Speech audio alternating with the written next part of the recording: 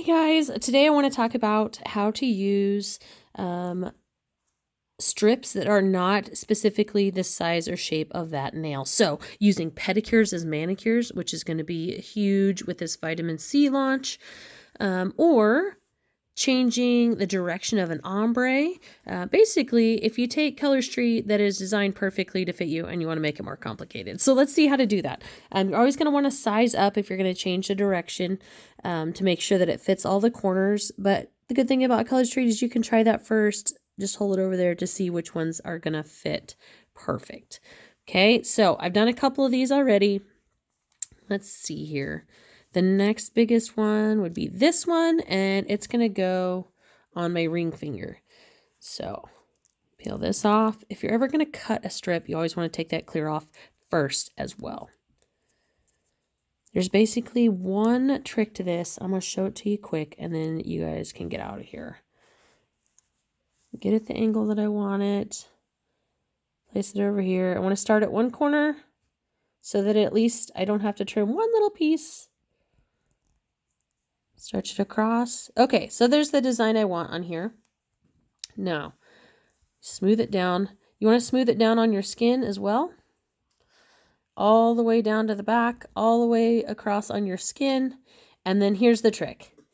You take that finger that's around your nail and you squish it up around the nail. All the way around. Anywhere that you're going to have to trim, you squish it up around there. Make sure that that strip is smoothed down all the way down into the little corner, and then push that skin up. So we smooth it down in there good, and then make a fold. This is the same premise as folding a piece of paper before you rip it to make sure that you have the line where you want it. Okay, so I'm going to just take the excess off the end real quick with my fingernail. And then if you are comfortable with your thumbnail, you can just run it down in that crease that you've already created. Nice and slow, nice and easy, getting just a little bit at a time, pulling it back just a smidge so you're not yanking and pulling chunks out. Just a little bit. Just take your time. Just a little bit. Separate it all off. And then you can get off the extra like that. Okay. Now on this side where it's harder for me to show you guys here, personally, when I'm using my right hand on my left, I use one of these little orange sticks because it can get really down in there and fine. Now, when I'm using my left hand on my right, my left hand is like super stupid. So I'm not going to use this. I'm just going to use my thumbnail because I have more control over it. So we've created that crease. Now we're just slowly going to work our thumbnail down in there just a little bit at a time. We're not going to just rip off the whole thing because it might pull in places we don't like. So you just gently work a little bit at a time. Down in that fold we've already created. And you just pull back just a little bit, just enough to separate it. And remember, you want to get off any polish that is on skin or cuticle. Okay? So just go slow.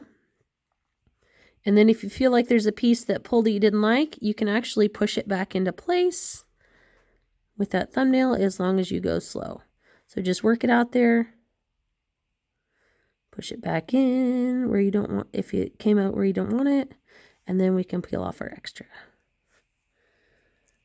So for me, the most time-consuming part is getting it off my skin because I like to really smooth it down onto my skin to make sure that it's not going to just rip a bubble.